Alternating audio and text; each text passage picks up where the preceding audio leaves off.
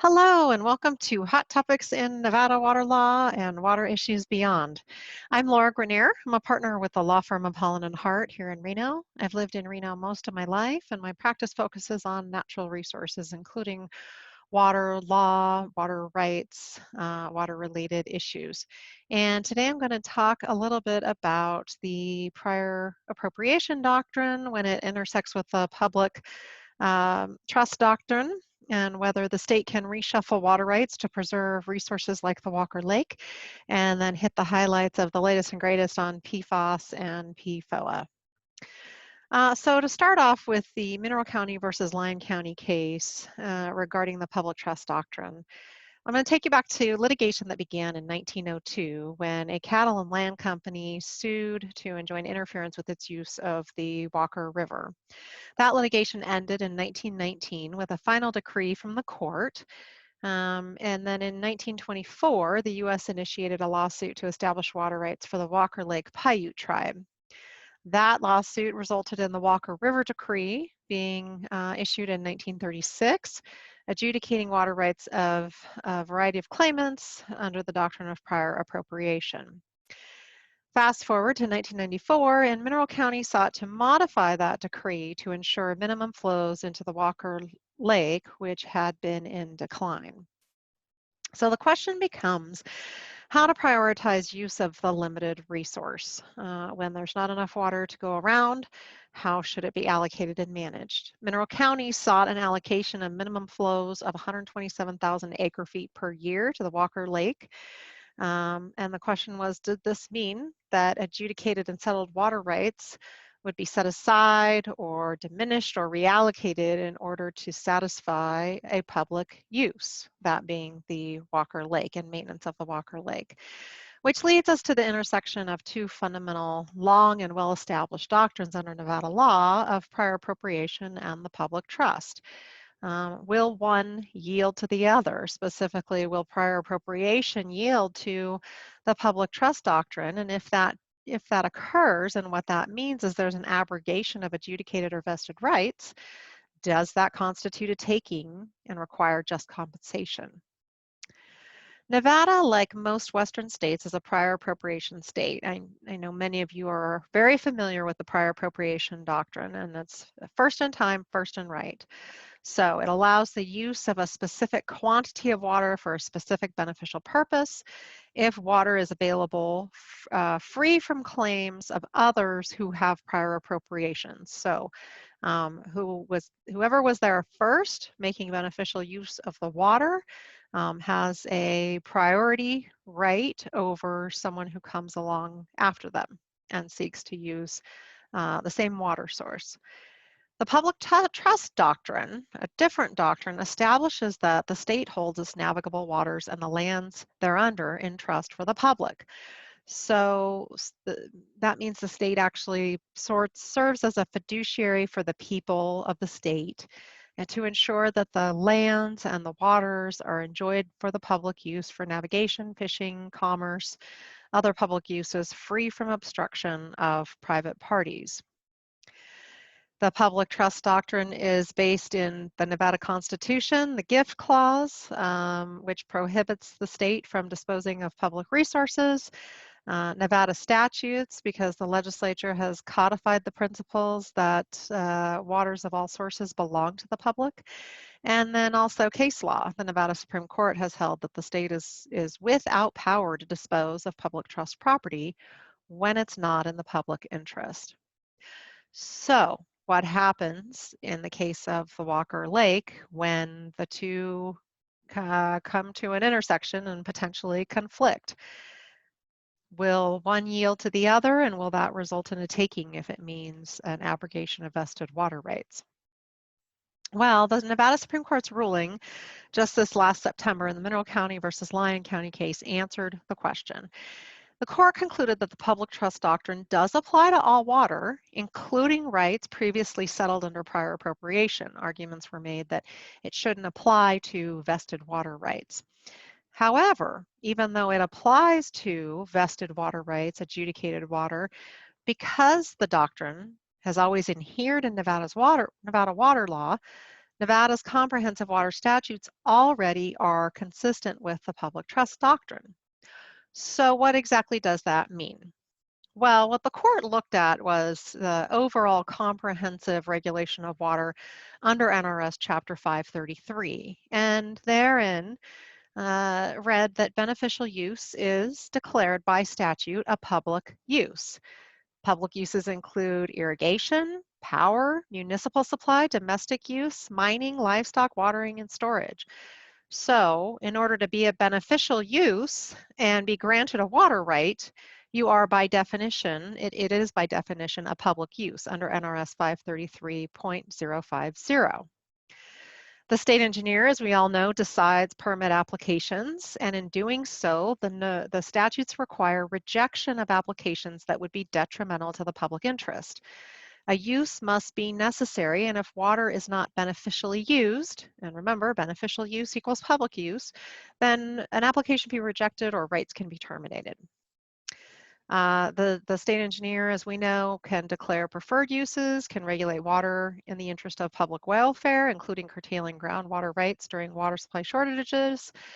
Nevada water statutes constrain water allocations to public uses, and so what the court said was, the public trust doctrine is essentially embedded and woven into all of these considerations under NRS Chapter 533. And so any adjudicated or vested water rights and any determinations to grant a water right application already has considered whether the proposed use is for the public benefit or for a public use. So what does that mean with respect to Walker Lake? Well, what it means is that public use is not limited to public recreational use, public waters like Walker Lake. It means that there's benefits to the public. When we use water for irrigation, for power, for mining, for recreation, all of Nevada's residents benefit through, whether it be through growing or purchasing food, receiving drinking water, receiving other resources, or by way of industries such as mining and farming that boost the state's economy and lead to tax revenue. So by necessity and by statutory definition, all of these uses are public uses. There is not a narrow reading of public use to be recreational or a public body of water or public lands. The court emphasized the importance of finality in the prior appropriation doctrine. Nevada statutes are clear that a judicial decree on water rights is final and shall be conclusive on all people and rights within the adjudication. Nevada law prohibits the state engineer from carrying out duties in a manner that conflicts with a decree or court order, with the caveat that an application can be made within a 3-year period to modify the decree. But the court said very clearly, Nevada law prohibits reallocating adjudicated water rights in the interest of the public trust doctrine. The importance of finality from a society and a policy standpoint is pretty obvious, given that there's a need for certainty in order to have long-term planning and capital investments for social and economic institutions. Agricultural and mining industries are examples of industries that rely on the finality of water for capital and output, significant capital and output. And so there cannot be uncertainty from reallocation that would undermine the public interest in finality in the management of resources. And so the Supreme Court's ruling in the Mineral County case is that the public trust doctrine does not permit reallocating water rights already adjudicated and settled under the doctrine of prior appropriation.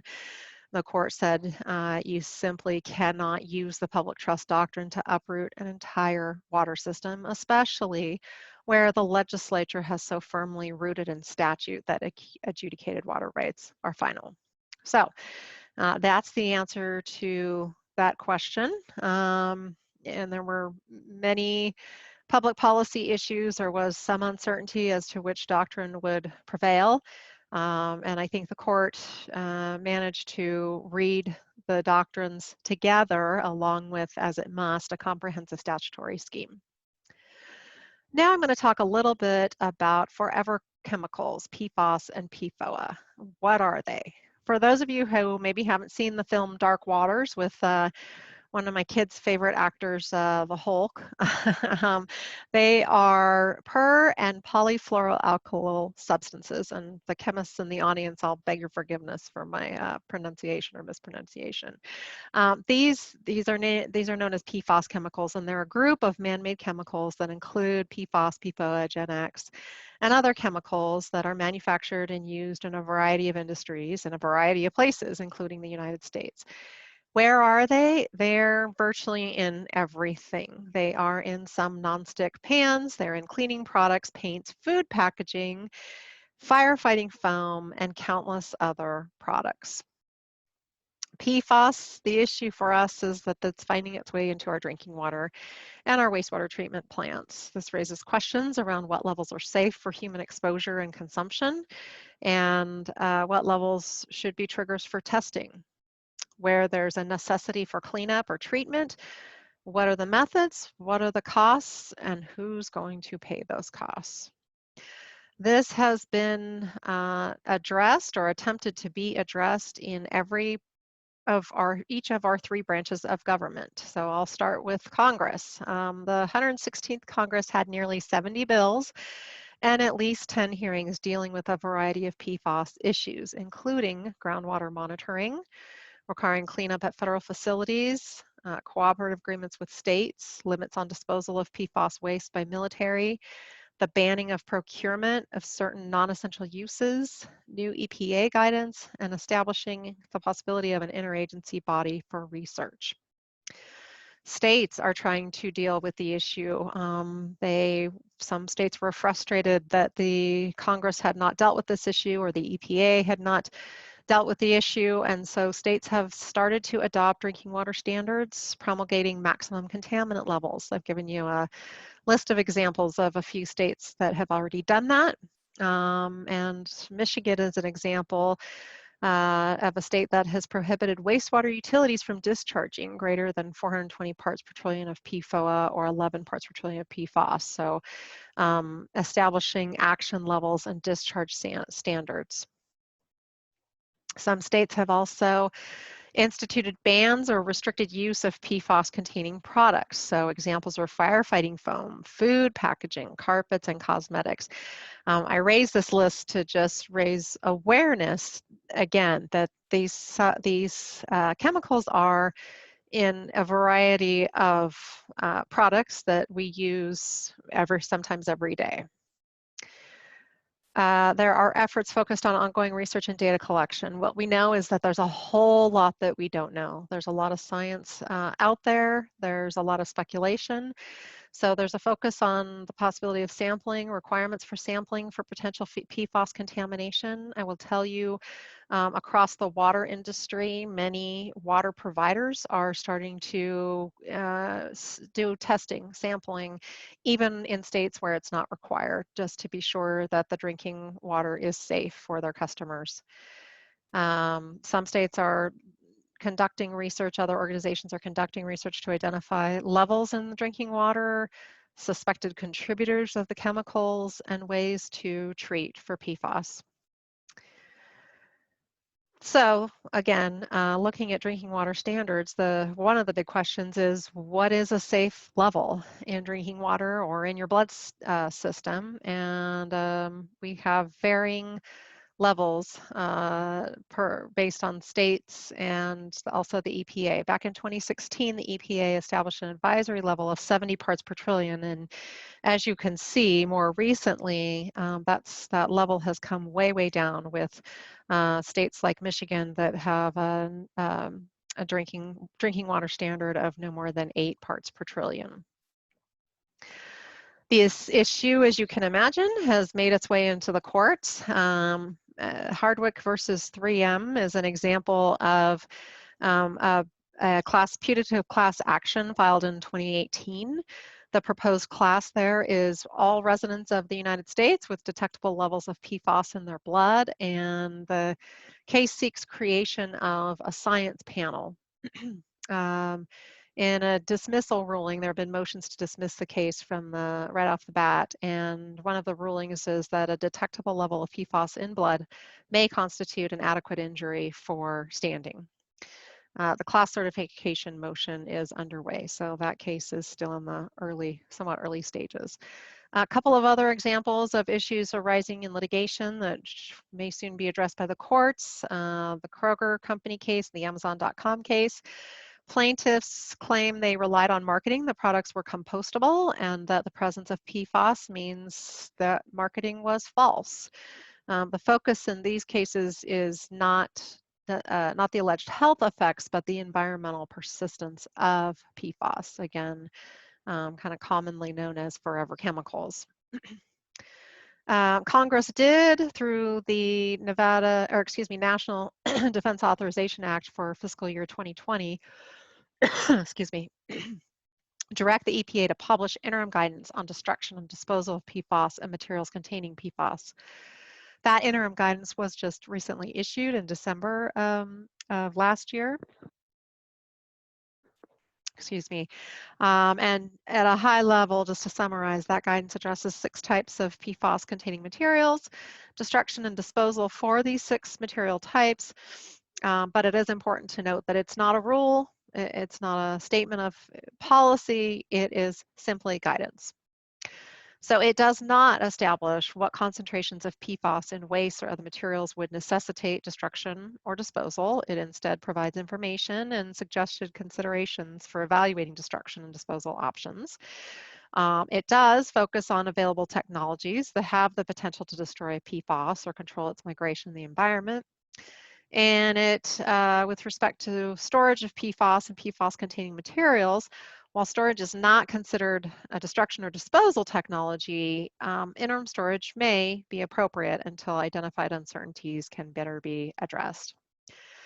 PFOS is showing up not only in our drinking water system, but also in our wastewater treatment systems.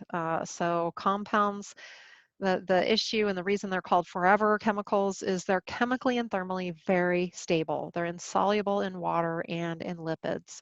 It makes them useful for consumer products, but extremely challenging once they're released into the water or environmentally. Technologies currently are available for removing PFOS, but not necessarily destroying it. They're just removed. So then you have moving the substance from one media to another, which is then going to require safe disposal. The important point here, the practical significance of this is that wastewater treatment plants are designed to treat organic and nutrient matter, generally by speeding up the biogeochemical process. So when the PFOS goes through these treatment plants that don't have the technology to break it down, what happens is the byproduct of the treatment process includes a highly concentrated waste. And so the question is then what you do with it.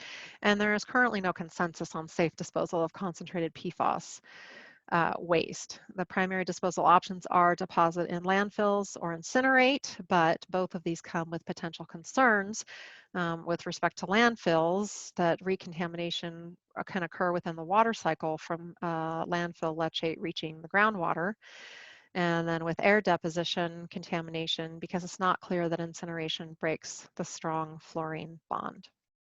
So we are left with societal decisions. Do we tolerate some level of PFOS in our water systems, in our water options, or do we ban the ongoing manufacturing and use of PFOS? Or do we prioritize and fund advanced treatment systems at treatment works? As I said, most treatment plants do not currently have advanced treatment systems, so this is a long-term future state option. And we currently still require safe disposal methods for the concentrated byproduct that will come out of the existing treatment plants. So some pretty important societal and policy decisions are about to be made, probably in the near term. This has been a focus and proposed in a number of bills that didn't make it through the last administration, but very well may move quickly in the new administration, both through the EPA and possibly through Congress. So stay tuned. Thanks so much for joining us, and we look forward to discussing and answering any questions that you have in the question and answer session. Please join us there.